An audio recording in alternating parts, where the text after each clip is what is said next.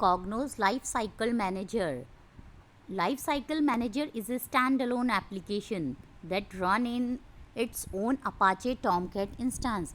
Basically, it's used for comparing the reports. It helps very much when we migrate the reports from one version to another version. I have compared the reports from Cognos 8.4 and 10.2. First of all, we have to configure the LCM. In the basic tab, we have to mention the project name, name of the source, name of the target, gateway URI, dispatcher, and the version.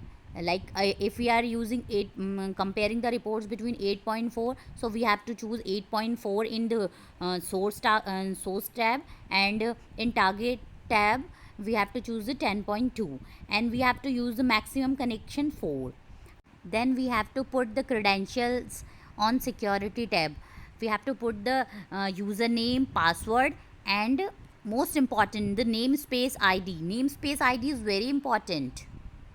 Then we have to test the connection and then save the connection. We have to perform the 6 tasks: source validation, source execution, target validation, target execution, comparison, and then task summary.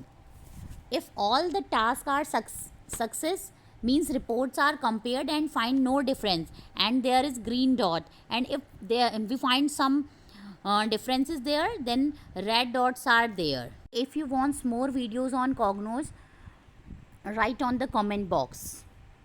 Thank you.